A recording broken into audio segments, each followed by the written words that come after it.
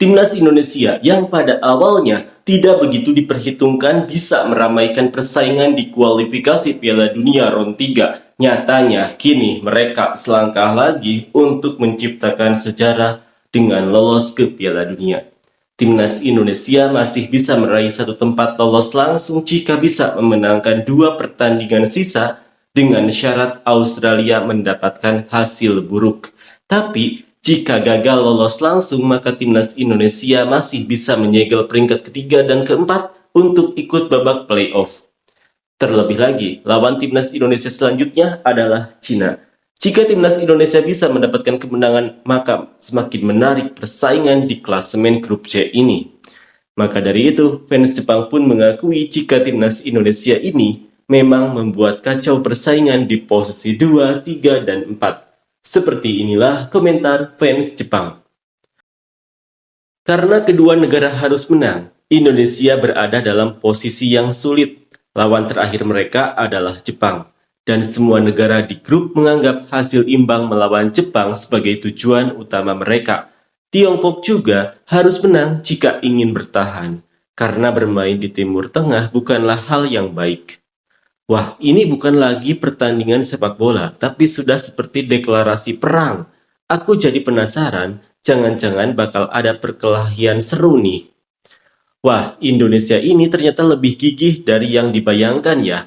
Aku tahu sih kalau supporter liga domestik mereka memang agresif, tapi ternyata di tim nasional juga galak banget ke negara lawan. Karena ini pertarungan yang kekalahannya secara efektif akan menentukan eliminasi, tentu saja aku tertarik kalau bisa aku ingin menontonnya. Wah, ternyata banyak juga ya dendam dan sakit hati dari negara-negara tetangga Jepang. Soal sportsmanship, baik Indonesia maupun Tiongkok maunya saling menjegal saja. Terus, meskipun ada juga opini di Indonesia yang menjunjung tinggi Jepang, tapi sebenarnya begini nih, merujuk pada konteks sebelumnya. Apa yang dikatakan ke Tiongkok, bisa jadi juga mereka pikirkan soal Jepang levelnya sama. Memang ada orang baik di Indonesia, tapi sayangnya cepat sekali jadi sombong, jadi susah dipercaya. Tingkat peradaban dan kemampuan sepak bola terlihat sama-sama saja. Meskipun Indonesia melakukan naturalisasi keturunan besar-besaran, sepertinya tidak menjadi jauh lebih kuat. Tiongkok hanya memiliki ketajaman serangan, jadi tidak bisa diremehkan.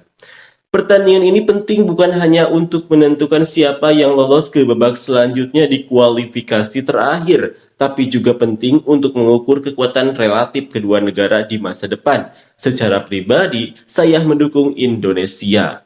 Dalam hal permainan, Jepang hanya bisa berkompetisi dengan nyaman di Australia dan Indonesia. Melihat media sosial, tidak semua orang sama, namun jika di stadion kenyataannya demikian. Meskipun kalah, Indonesia setidaknya menghormati lagu kebangsaan Jepang tanpa ragu dan mengakui keunggulan Jepang.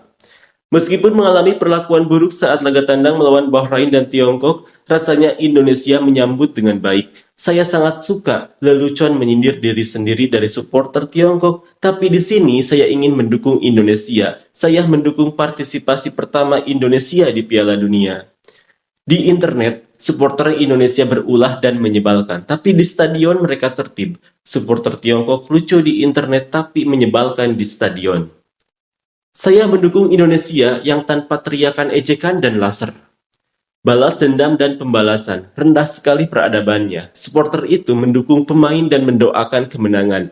Terhadap lawan pun memberikan tepuk tangan dengan rasa hormat. Dengan begitu, menurutku kita bisa mendekati negara sepak bola.